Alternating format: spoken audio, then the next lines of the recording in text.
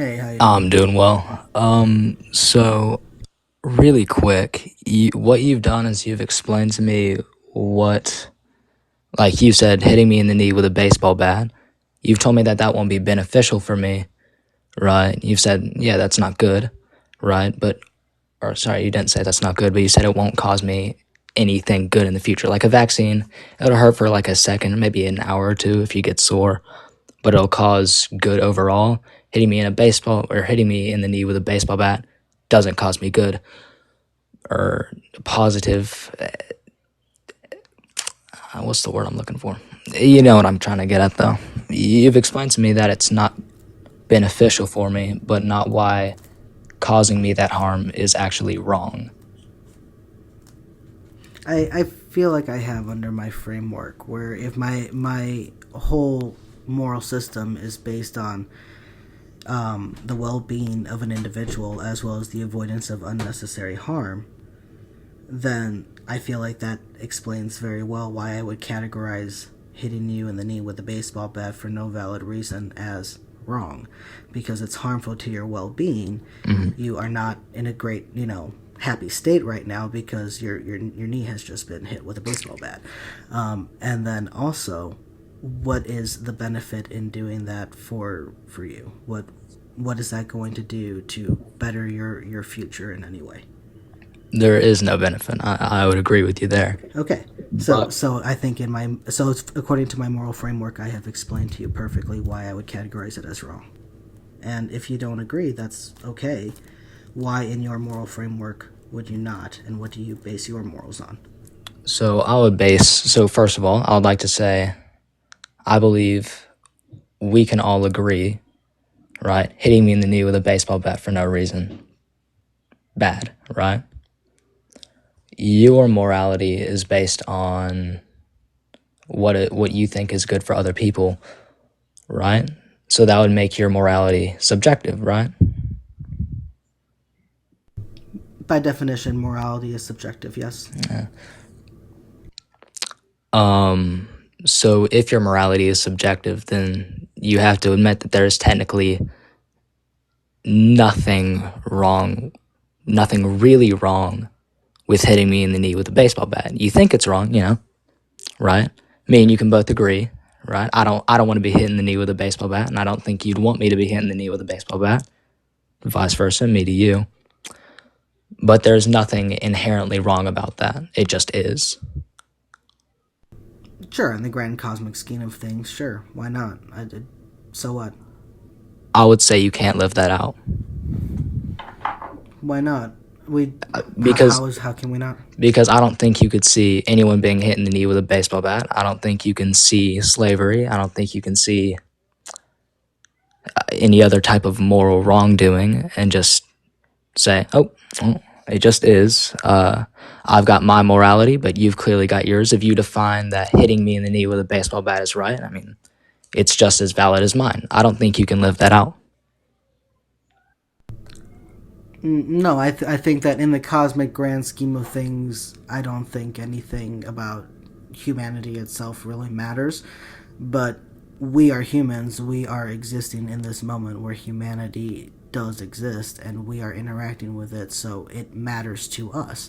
And that's enough that I think I need to say, hey, I am deeply motivated that you are doing an extreme wrong here by, beating somebody you consider to be your property. And I'm going to intervene in some way because I have been so greatly motivated by this.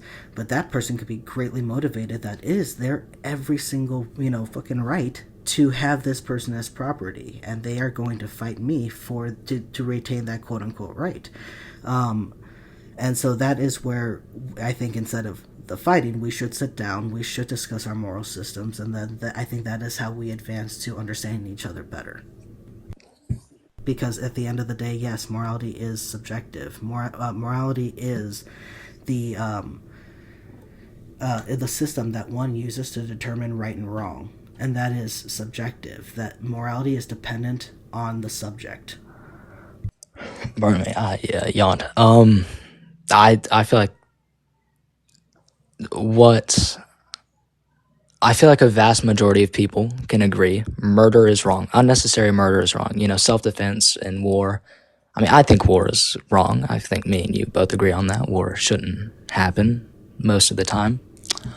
But I do want to clarify real quick. I think everyone thinks murder is wrong. Just everyone has a different idea of what is murder because it's killing that depends whether it's right or wrong, right? yeah, Because we need to look at the circumstances. So sometimes killing is okay, and sometimes it isn't. I would define. And the ones that we subjectively define as, you know, wrong, we say are murder. For example, there's a pastor that I listen to some sermons of that talk about how back in the day, you know, he misses when back in the day when he was younger in good old USA, he and his friends would get together and go hunt down non-straight people and beat them up. And how he talked about how there were a couple guys he doesn't even know if they left them breathing. I see that as murder. He doesn't. So you see how And I would say subjectively that they it are doesn't a religious it all hypocrite. matters. Actually, he gave 100% lots of Bible verses and scripture to back up why, if we were a good, godly nation, we should execute these people, and how it's literally in the commandments of God. I was about to say, Gave- are they he from gave the Leviticus, thing for it. Deuteronomy, Exodus, or Numbers? As well as the New Testament and other passages as well. He does multiple sermons on it. You should look him up. You should go on bandsermons.com and look at what the NIFB preaches about, specifically women, gay people, trans people, all these type of things, and the horrible things that they say about them and how they back it up scripturally. I would say you can pervert any scripture, but it's very clear. Jesus says to, love everyone, maybe hate their sin, but love them as a person. Murder is wrong. That's one of the 10 Commandments. The 613 laws in Leviticus, Deuteronomy, Exodus, and Numbers are the laws for the theocracy of Israel in historical context, which means they're not really moral law.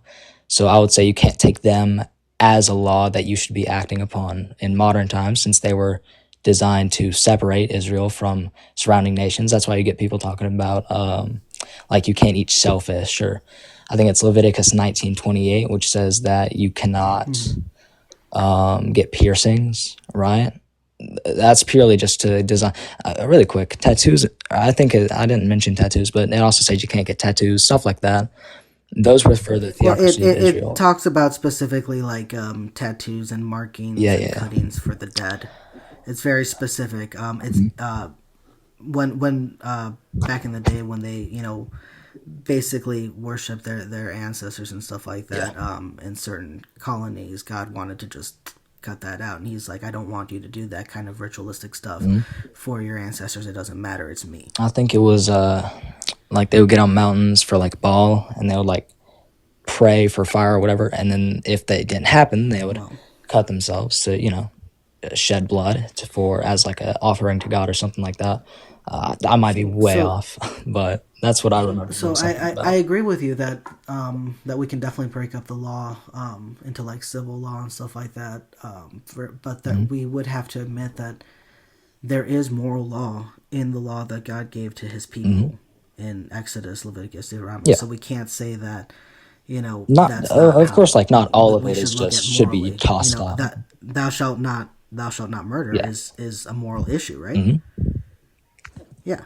And then I think that we would agree things like, slavery and stuff like that are moral issues. But we also see that allowed in His law. And we also see God saying, thou shalt not murder, but then giving commands of when you can off children. And I think any type of deleting of children is murder. I would argue that there are different situations in the Bible, particularly the Old Testament. I'm sure there are New Testament scriptures as well that mention it, but that should be separated for, first of all, you got to look for hyperbole, right? When it says they're going to kill everyone in a particular nation or whatever, and then they show up later. Obviously, they didn't kill everyone since they show up later. Or let's say they were, I forget what it was. Oh no, I forgot what it was. But in the country or nation or whatnot, they would basically be sacrificing children or performing like sexual immoralities in the Holy Land. So of course, God commanded his people, like, hey, you know, we got to put a stop to these child sacrifices and sexual immoralities and which whatever other which I things. 100% support. I don't support that action being taken by offing the children. That's wild. The answer to infanticide cannot be more infanticide.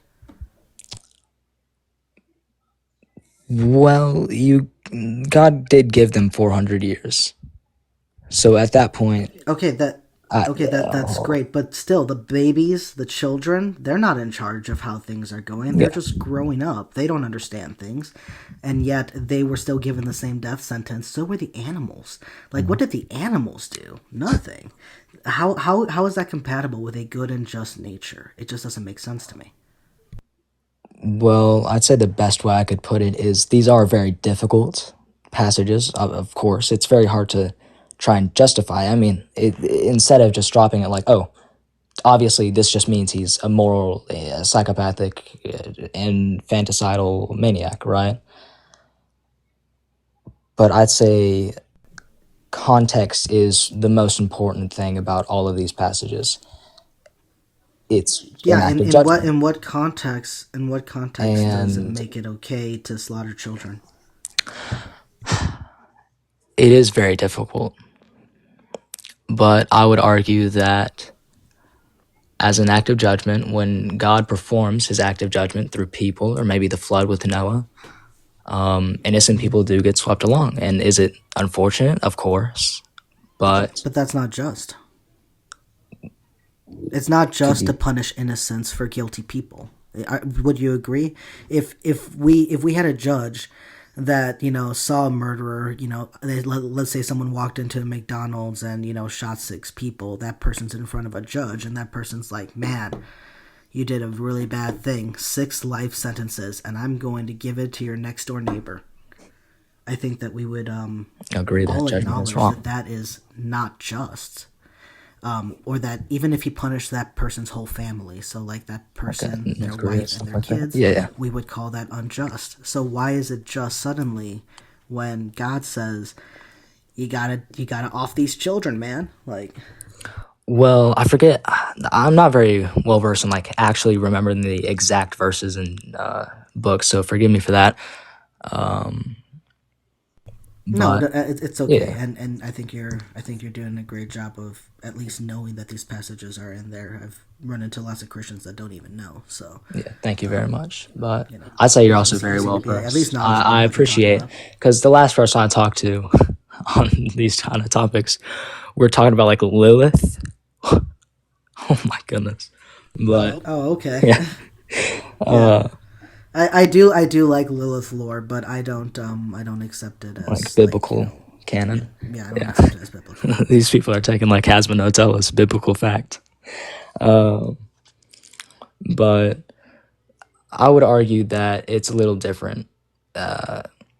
Like as it's shown in the Bible, I couldn't tell you exact verses or anything, but it's that God is outside of time, right? Where he can see all of time at a glance, right? And God gave them 400 years to change their ways, and then later, or maybe it's earlier, I'm not quite sure. He told whatchamacallit. God, I gotta remember these people's names.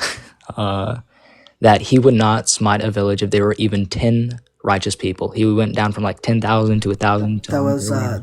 one specific city or one specific event. That was Sodom and Gomorrah, and that Mhm. is Genesis 18, I believe, when he's talking to Abraham about it, and Abraham is trying to get God to spare the city because his family lives in one of those Mhm. cities. And that's why God took Lot and his daughters out of the city because it was for Abraham. I know it might be a little bit But unrelatable. that Wasn't was for there? one specific event. That wasn't like across the thing as the standard. Yeah. Well, I would argue that if God were to do that to that city, then why would he separate his judgment from different cities? But also, really quick, wasn't there? I don't know if it was a movie or a TV show that like took place. across the Bible. I'm trying to remember the name. It was such a good show. Anyways, I A would movie argue, or a show? huh? A movie or a show? I'm trying to remember. I haven't seen it in like 5 years or so. But if it comes to me, I'll tell you. Uh, I would argue that with God being able to see the future, of course, since He's outside of time, um,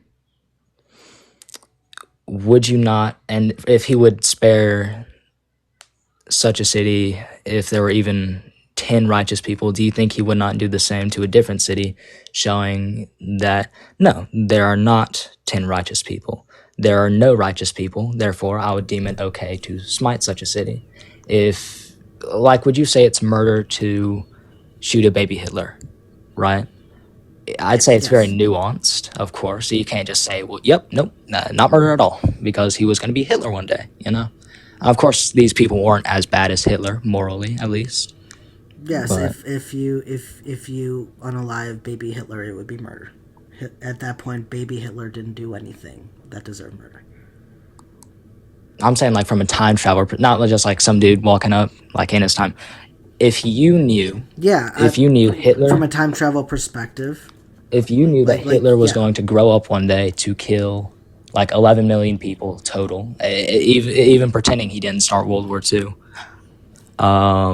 would you say it would be morally acceptable, assuming it doesn't cause any like adverse effects on the rest of the timeline, of course? Would you say it is morally acceptable to kill that child that would grow up to be the most genocidal maniac in no, modern history? no. I would argue, knowing that he would do more such insane harm, that it would be defendable, maybe not acceptable. I wouldn't. I would think so. And here's the thing: am I in the position of a god, or am I just me? We're just gonna say you, but you can time travel, right? That's your little superpower, like Doctor Who. And I can time travel at any point, anywhere in time or history. Sure. Okay, yeah, I would. I would probably try to bribe his art teacher to try to keep him on more of an artistic path, and try to make him more go into that versus because after that, that's when he really started going into like politics and Yeah. stuff like that. So Also, if I know it's kind of like alter the unrelated course to of the his path tangent in and that all, kind but of like way, he was then that's what I would choose first. yeah. And if that didn't work, I would try probably literally trying to tell people what was going to happen, and if I saw that that wasn't going to happen, and I saw that he got into power, then I would try to delete him because then I would know that the motions are already in place, the attention is already there, and the motions are already in place. Yeah. But that would be the absolute last resort. Absolute last resort. I can understand that. I would agree. I'd say that's the nuance of the question.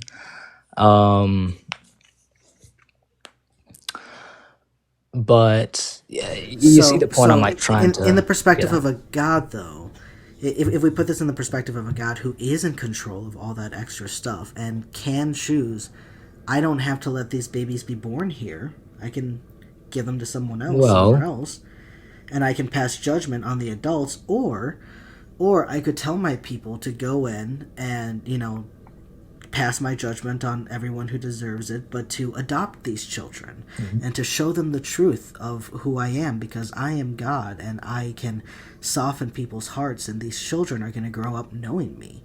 They'll be grafted into into Israel and stuff like that, and that would be seen as, I think, a God of justice as well as a God of mercy and a God of love, because he's still passing righteous judgment on people who were doing, according to the Bible, terrible things even to their own children.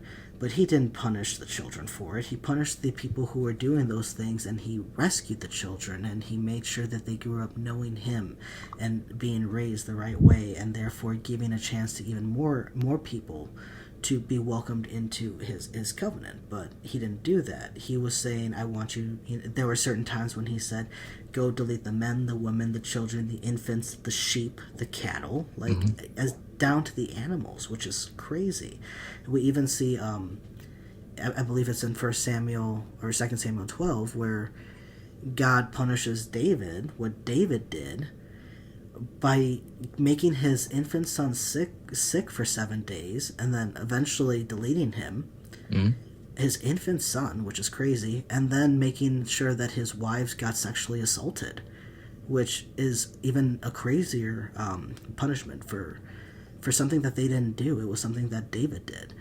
So none of this can I can see to be compatible with a good and just God, especially if you're outside of, if you want to add all these things like he's outside of time and he's the creator, then there's absolutely no excuse for this stuff to happen.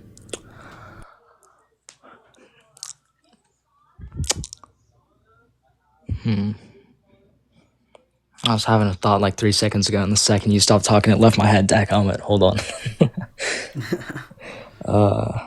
Oh gosh, it was such a good thought too.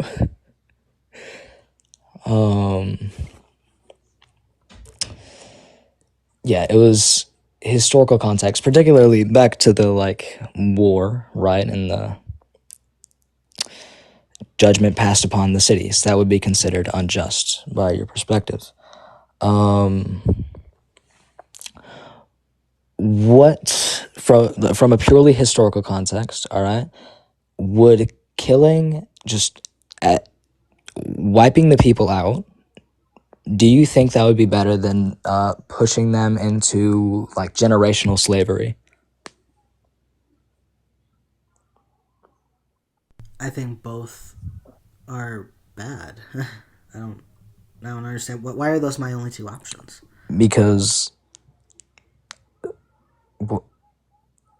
those were the options of the time. You could either, the average nation or country or whatever, after taking over a city, would kill all the men and then force the women and children into slavery, whether that be sex slavery or schmeck slavery. I Yeah, don't know if you got a phone on TikTok on. yeah. At the time, yeah, I think it's very subjective. I think it's very up to the individual which they would prefer. I think there are some people that would prefer to stay alive even if it meant slavery, and I think that there are some people that would rather be dead than be a slave. Well, I'm asking you in particular, right? If you had to choose for a city to become a majority of the people, maybe not even a majority. I'm assuming a majority because they use hyperbole, right, to say that everyone, right, animals, men, women, children, everyone. So I'm assuming they meant like a vast majority instead of like just a couple people. That's they wouldn't use hyperbole for that. So I'm assuming that would be the same thing. Would you say that to condemn a city or nation or whatnot to, first of all, killing all of the men, not just maybe a majority, but every single man would be murdered, whether that be boy, like child boy, or an adult man or the elderly man, all of them killed. But the women and children survive but are forced into lifelong and generational slavery, or just have a majority, not all, but a majority of the people and animals killed. What would you say is more so better?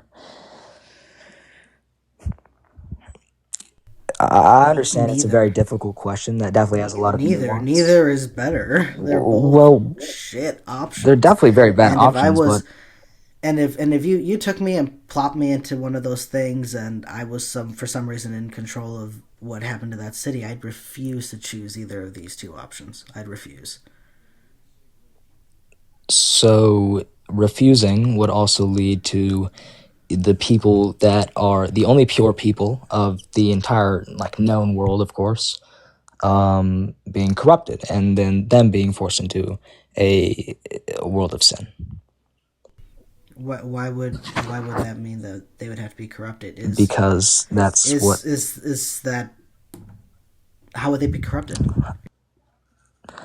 if you, okay, so the way the entire like idea of wiping out an entire sinful group of people because they are sinful, right, would be, or that specifically like the 613 laws, right, were to separate them from the other surrounding nations would be specifically so that, pardon me if I'm not like getting my words across quite right. I haven't talked about this in a good long few months.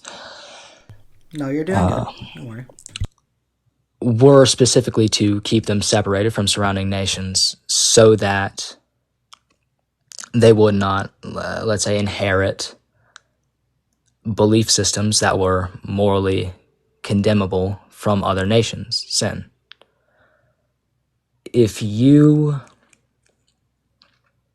It's almost like an infection, all right? I don't want to say infection because, everybody sins, right?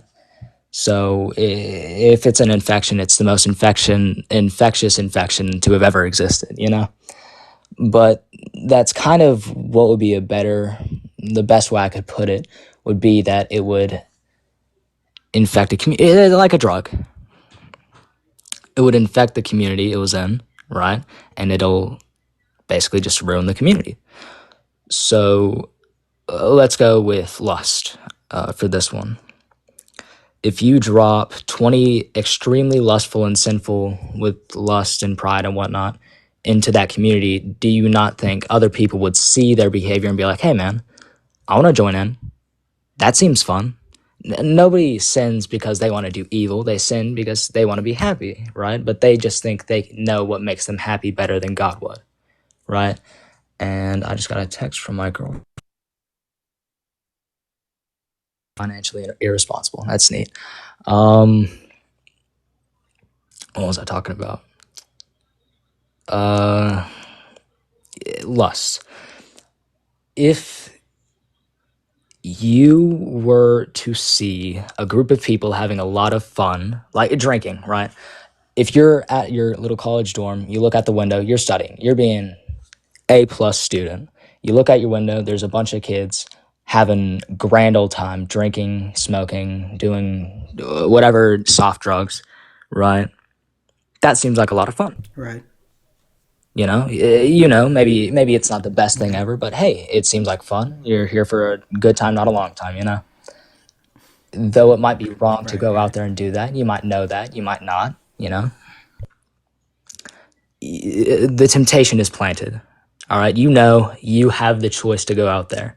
It would be a similar situation if you had 10 people from whatever lustful city come to yours and then move into the community and start performing whatever their idolatrous or lustful ideologies in that area.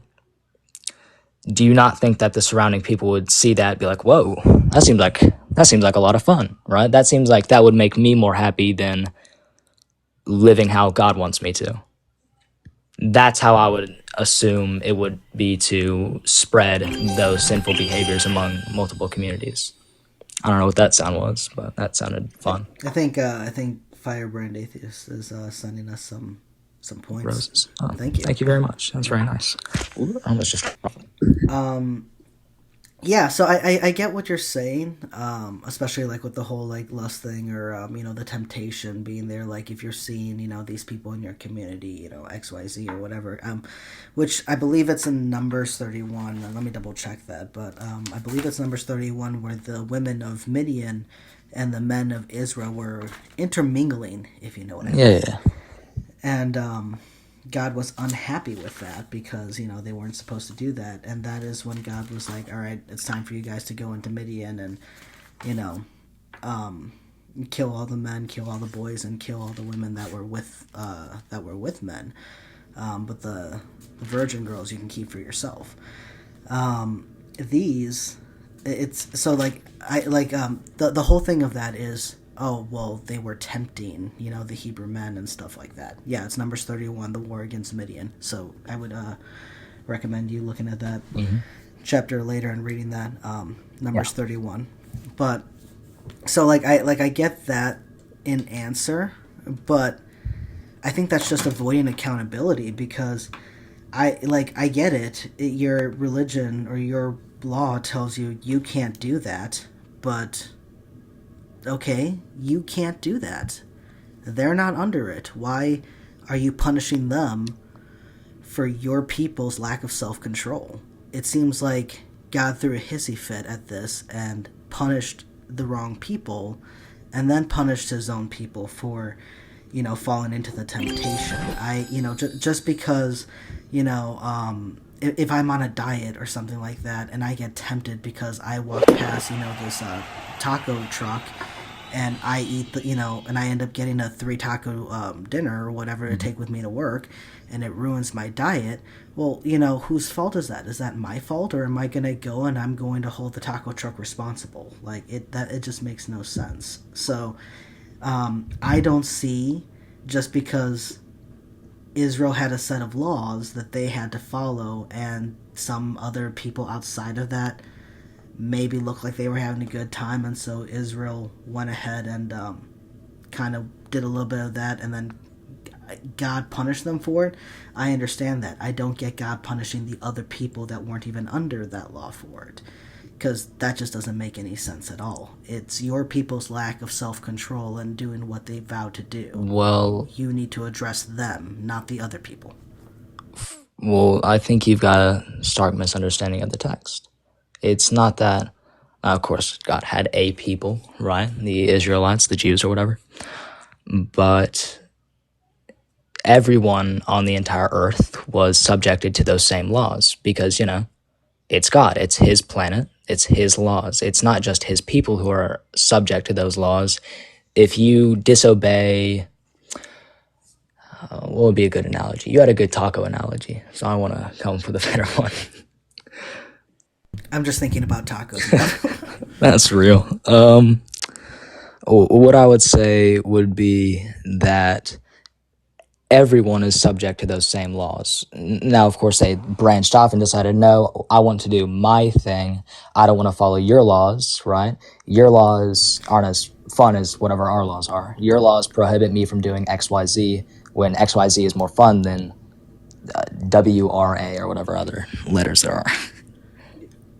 Can you show me anywhere where God gave the law to people that were not Israel at this time period? Because I don't understand how you could say these people were under the law when the law was still actively being given to Israel and only to Israel. Well, I don't think that makes sense. in the very beginning, or I think not very beginning, but in Genesis 3, that's when the fall happens, right? Genesis 1 and 2, that's God's perfect world. Genesis 3, that's when the fall happens, right? So we had already all Well, not disobeyed. perfect. It's good. God repeatedly says it's Yeah. good. It's not perfect for a reason. Well, it can't be perfect because if it were perfect, then people wouldn't have free will. Because for it to be perfect, then we wouldn't be able to do wrong. And if we couldn't do wrong, then we wouldn't have free will. You don't think perfection and free will can coexist? Not at all. Because if you say, well, you can be, you have free will, but you can't do wrong, then you don't have free will. Okay, so you don't think that God is perfect or God has free will? Which one does God not? Which one does God not mean? Well, when the Bible talks about God's perfection, it's talking about moral perfection, right? I would argue that Okay, God so is he's morally perfect, but capable. not perfect in like his knowledge and stuff. Or Well, it also is pretty clear, and it means that God is all knowledgeable, all just perfect. well, no, there are passages that say that he regretted making man, or that people started doing things that he never even thought of. Or what was it or like? that he did not know. Was it before, certain during, or things. after the flood, where it was like God regretted his decision, or God mourned? I It think was before the flood where God regretted, but it was after the flood God mourned. where we were. Or, I don't know about God mourning, but it's after the flood where we see a couple instances where God shows clear unknowingness or testing to try to figure something out, or full out saying they did things that I never even thought of. Well, I would argue that back to the original question of whether or not God has free will or whatnot. I would say God's character is inherently good, right? So therefore, while God, sure, he's definitely capable of doing wrong, right? If he really felt like it, he could just, there's nothing really stopping him from just blowing up the planet, becoming worse than Lucifer, right? There's nothing limiting him. He's limitless. He's God. So Well, wouldn't he technically be quote unquote worse than Lucifer? Because we see passages of where the, adversary or the devil or Lucifer or whoever it is needs to have God's permission to do things, like in Job and stuff like that. mhm. God is the one who clearly has, the allowance or the authority to allow what kind of reign this other being has. So if that's the case, then all of it just goes back to God. God is doing both the good and the bad.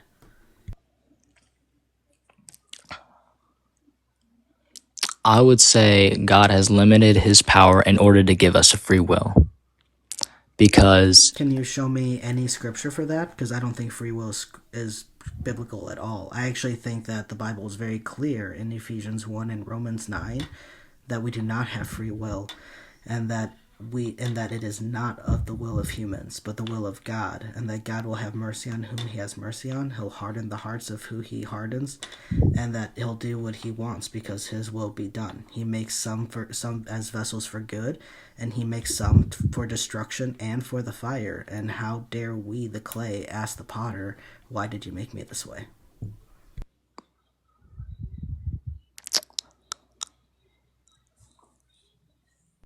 Like it literally says, it is not human will, it is the will of God. And then we see countless of examples. I think Pharaoh is our prime example, where God admits in Exodus 9, and it's echoed in Romans 9, that God predestined Pharaoh. That he admits he set Pharaoh up in this position for this reason, so that he could resist God, and then God could make his name known throughout the earth through these plagues. And then we have examples like Adam and Eve, Moses, Jonah, Balaam, Paul. Even Paul was literally struck blind on the way to Damascus. He made a choice to go murder Christians. God intervened with that quote unquote free will and then said, nah, my plan is this, and I'm going to strike you blind and then give your sight back by one of my followers later so that it sets you on this path. Jesus being the example of how we ought to pray, how we ought to interact with God, literally says in the Garden of Gethsemane, not my will, Father, but yours. Whatever quote unquote will we have, which definitely isn't free because God has shown he can and will intervene and override it. Whatever will we do have, though, we're supposed to give it up to God. We're supposed to just say it's your will, because whatever God wills will happen. And that's why I think it's very clear that if you look at this from a biblical perspective, you cannot say that there's free will in the Bible. It's very clear that it's just God's playwright at this point, and we're all just playing out our parts. I wonder if he got another text from his girlfriend. Well, thank you everyone for being here. No, I think he's gotten a couple texts from his girlfriend, so I don't think he's running. But I mean, we'll see. We'll see what happens. Hopefully, he comes back. yeah, okay. So, Yeah, yeah. yeah. There you go. What my argument would be for that is that for God's will, again, if he limits his power to give us a free will, then would he not also be able to? I mean, obviously, he could intervene at any time to take our free will. I guess replace it. It wouldn't be really taking it. So Our then free it's will not would be free a will. privilege, since God, if God is omnipotent or omniscient, um, it Yeah, it exactly. is. And I think you and I agree on that aspect. But then I think you'd have to agree with me that whatever generic will we have, it's not free. It's this temporary, controlled will because God, we're still controlled in the guidelines of God's plan. And if we ever start to try to outstep that, God will fuck your shit up, and he'll return you to that plan. Do you think God's plan could just be time itself, like existing? Since God is outside of time, could Him in creating the universe not just be what that plan is? Like time is linear. Goodness gracious, linear, right? I think me and you can both agree we're going forward in time. You can't go backwards yet, at least. So, do you think that it is out of the question for God's plan just to be the universe that He has created to be us in time? I think I just totally tossed out a word salad. Goodness gracious. Yeah, I'm gonna be honest. I honestly have no idea what you're asking me. But I do wanna I do want to clarify, and I think someone brought it up in the comments, is how how do we know that there's such a thing as outside of time? Because I can go as far with you as to say that God, being the creator of the universe, has created our universe, and our universe has its own timeline, which we are subject to. God is outside of that, but God has to be subject to his own version of time. Because otherwise, I don't know how something can exist in something that is outside of time, even just to create. There's a time before and a time after, and a transition from one moment to the next, which literally requires time. God couldn't do anything. God couldn't even form a thought if he was outside of time. So I could go as far to say that he is outside our universe versions of time, but he has to be subject to his own version of time. Would you agree? Well, if God is eternal, right, then God would not be subject to time. Well, first of all, if God existed in time, he wouldn't really be God because he would have a beginning, right? Because everything within time would have to have a So, beginning. so how could God form a thought if there is no time? How could there be a transition from the moment to before God had a thought to the moment after God had a thought? Well, if you want me to be completely frank, I have no idea how existing outside of time and being eternal would work because, I don't exist outside of time and I'm not eternal, you know? And God certainly hasn't come down to me and told me about how it works. Okay, all right. And then one more thing you said that I want to get a clarification Mhm. on. Y- Can you show me anywhere in the Bible where it says that God limited his own power to give us free will?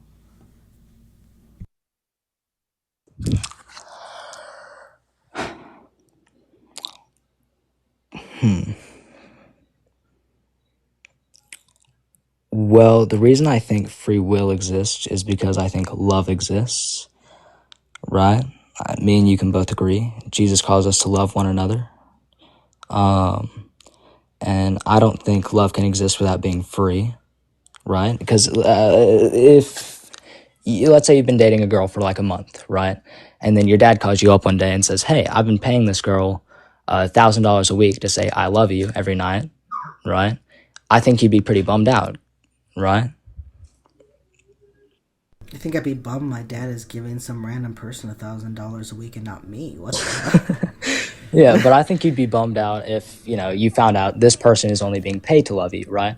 I think you would not No, consider that real love. after only a month, nah, that wouldn't care. I would be more bummed that my dad is giving that much money to somebody else except me. Like, now if it was like a year long relationship, yeah, I would be bummed. I'd feel betrayed. I'd feel hurt, and I wouldn't really care about that money aspect. But just a month, nah. Like, where's my $1,000, Dad? Yeah, but I would say you'd be pretty bummed out just in general I mean, excluding the money, first of all, just Yeah, to find I get out the what you're person saying here. is being paid to love you. I don't think, which would show me, personally at least, that love has to be free for it to be real. If it's not free, can't really call it love without being contradicting that example, right? And if you agree with the example, you can't contradict it, right? Without being hypocritical, at least. I don't think you're a hypocrite. I think you're very intellectually honest. I think you're pretty smart, to be completely frank. So love existing. How does that get us to free will? Because if anything, I think that love existing actually would be an argument against free will. Love is a chemical process that happens in our brain and it affects our actions. And sometimes those actions can be very, what's the word I'm looking for? Impulsive, Yeah. like without thought, reckless is what I'm Yeah. saying.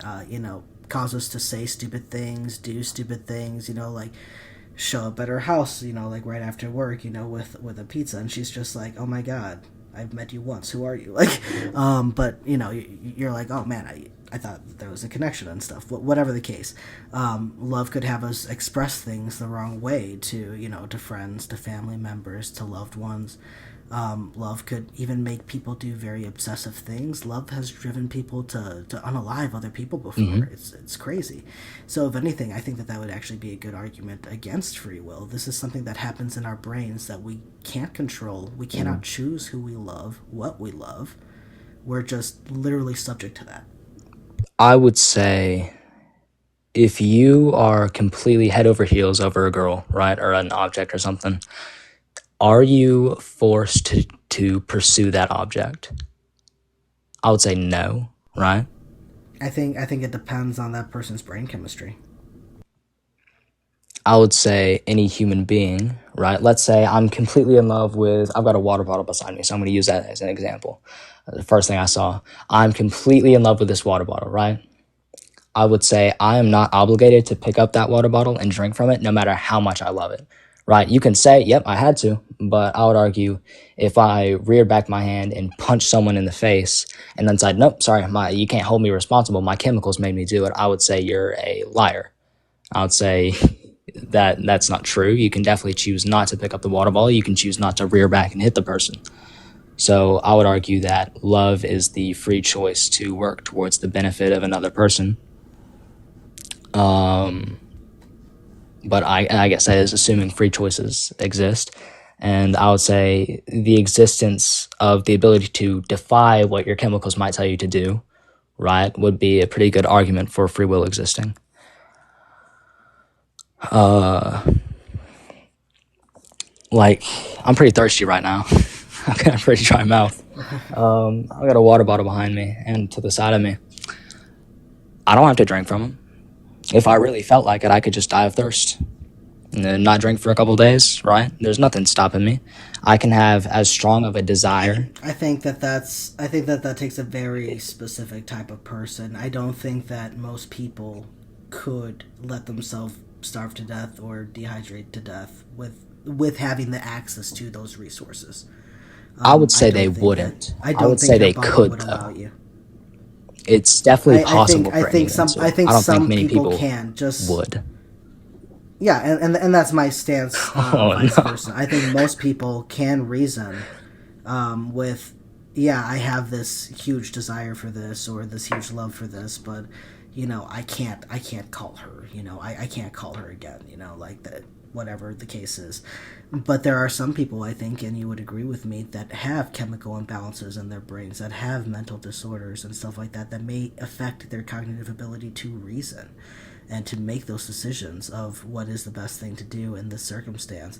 And if that is the case and their brain chemistry is all out of whack, yeah, we might even say they were not responsible for their actions and they need to go to a hospital and get some kind of inpatient help, depending on how severe whatever happens.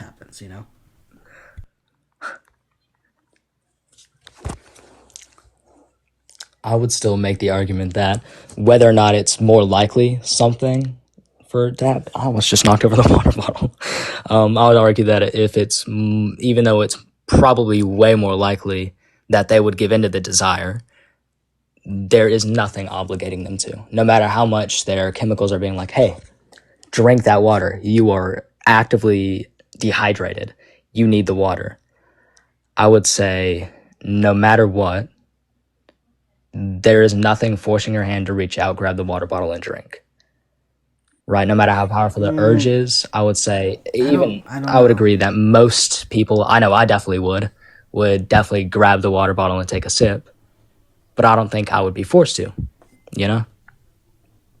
I don't know. I think that if we've seen cases of people that have been in horrible situations of starving to death and things like Mhm. that have broken down and done things that they would never have done I think there was otherwise. that one plane And crash in the Himalayan mountains, or maybe it was the Appalachian.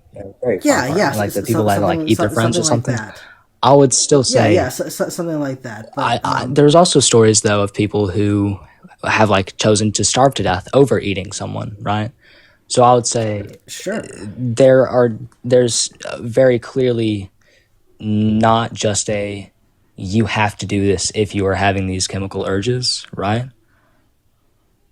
So No, like I said, I think most people would eventually break down. I wasn't thinking something as extreme as as extreme as yeah, cannibalism, but I was thinking more like let's choose if you pizza took for five example. people and you starved them, and like if you starved them to a horrible point, almost for a full month, and then you put one steak in the middle of a room and put all of them, they're going to fight for Hmm. it. They might even not even think about it. They're just going to realize there's only one piece of food. I need it, Hmm. and there's going to be some kind of a brawl for it. Maybe not all five of them, maybe only 4 out of 5, but still, there's certain things that we can predict. And why is that? It's because once that person realizes the situation they're in, that rush of adrenaline is going to come from their brain. That rush of endorphins is going to come, and everything is going to go into their body of, we need that resource, and we're going to do anything to get it. So I think that, yeah, while most people may be able to resist certain urges given certain circumstances, I don't think that's the case for everyone across the board in all circumstances. Yeah, yeah. I mean, I'm not here to say that nobody or like a majority of people wouldn't. I would argue a majority of people would go to extreme circumstances if put in extreme circumstances, you know? But I'm saying it is not a decision. Or not, sorry, it is still a decision you get to make. If the steak is put in the room, you can choose to sit in the corner until the fighting stops and then, I don't know, eat whoever lost the fight or something. Do you get to choose your brain flooding you with all those chemicals and flooding you with with all that adrenaline to get ready to fight or defend yourself for this food? No. But I would say you don't have to So follow what those chemicals tell you to do. That's my I argument. think that depends on the state of the individual, like their well being and physical health overall. Yeah, I'm sure that there's definitely a lot of nuance to it, first of all. But I'm sure that put in an extreme circumstance, most people would go to an extreme decision, right? Like they would fight someone over a steak if they hadn't eaten for a month, or fight over a water bottle if they haven't drank in a month, you know? But I'm saying that no matter how many chemicals are flooding your brain, there is nothing forcing you to go fight for that bottle or to fight for that steak, even no matter how much you might want to. There's that. Actually, I was about to I was about to reference a SpongeBob scene, but I remembered that like they did actually break in the one where they like SpongeBob was trying to like survive in little Sandy's tank or whatever without the water, right? I'm sorry, I don't watch SpongeBob. Oh no. And I was gonna go reference that, but he did end up, he did end up cracking. I do know who the characters Yeah, are. I do know that she lives under the sea with that dome thing. yeah. But there's a whole episode dedicated to like SpongeBob trying to not be in water for a while. I was gonna be like, he really wanted to go in the water, chose not to for a while. He did eventually break though, so that would have been a very good example. But I think it was certain people at sea after their ship sank, who even after like being deathly starved, right? And a person, I think it was 8 people on a boat, and 3 of them died, right? The remaining people didn't choose to eat them, even though they were starving, right? And instead chose to give them a proper sea burial where they like just drop them in the water and freaking bye bye. So I would argue that I'm sure they like had a discussion about it. I mean, if you've been starving, you're stuck at sea for who knows how long, no matter how barbaric the idea might be of eating another person, right? If you're put in such an insanely difficult situation, then you might have to consider such an option, right? But even though I'm sure they were like definitely thinking we can eat this person and we'll survive, they chose not to. no matter how many chemicals in their brain was telling them, eat this person, you'll get out of here, you'll live because you had the food. So I would argue that just the fact that we can defy the chemicals and endorphins in our brain is sign enough for free will. And I don't think, goodness, I don't think the love of, the love of that person, whoever was on the ship, would. I'm assuming they'd be buddies if you're on a boat together in the middle of the ocean. They love the No, you person. don't have to be. You could literally just be a passenger and the person that was getting you across somewhere. Yeah. I think it was an expedition ship or like a whaling ship or something. I have no idea. I don't remember the specifics. So probably like a Probably something like that.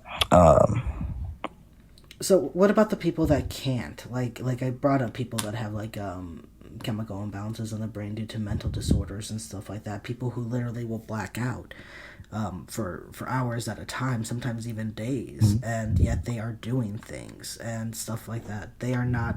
They didn't choose any of that. All of a sudden, just time has passed, but their reality has changed because during that time, they threw a fit and they tried to hurt somebody or whatever, and they, had to get sedated and whatever the case may be, or they screamed at their therapist or whatever. I think that, and I hope you would agree, there are people that do have, these illnesses and stuff like that, where we do admit that they are not in full control over what they're saying, what they're doing. Which how do you say that those people have free will when we literally know that their brain is overloading with these chemicals and throwing off literally how they can do things, how they can reason, what they can say, and what they can do? Well, I would say that is. I mean, if someone going cuckoo off their own, like, mental chemical imbalances, went off and murdered 3 people, and they came to, right, and then turned themselves in, do you think it would be a good decision to sentence that man to either a mental institute or just federal prison, just straight off the bat? What would you say? I think a mental institute. Mental institute? I would agree, personally. Yeah, because that person needs help, and so does the public from that person. So while that person is getting the treatment that they need, they should have a timeout from society. But it shouldn't be jail because they were not in the full control to make those rationalized decisions for themselves. Oh, yeah. Daggone. Okay, I don't know if you're reading the chats. Not really recently. What happened? I've got 2 buddies in the chat. Oh yeah. I'm being.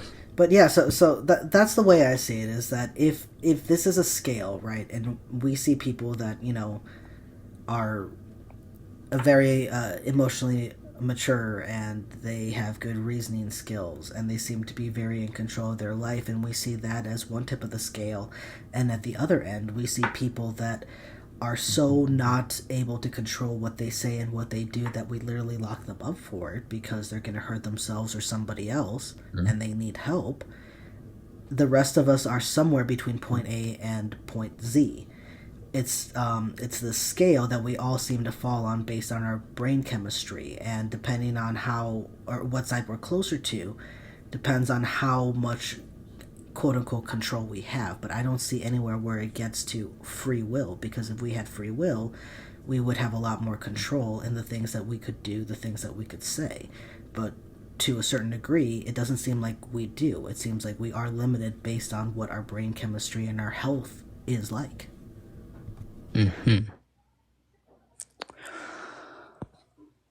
Does that make sense from my perspective? I understand where you're coming from. Awesome. And I want to thank you for your time and coming up here and sharing your perspective. I do got to get going because I have work pretty soon. I was about to tell you. I greatly enjoyed this conversation. I love talking to you too, man.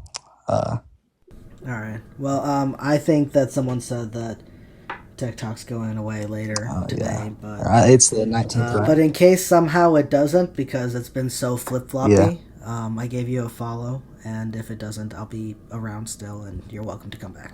All right.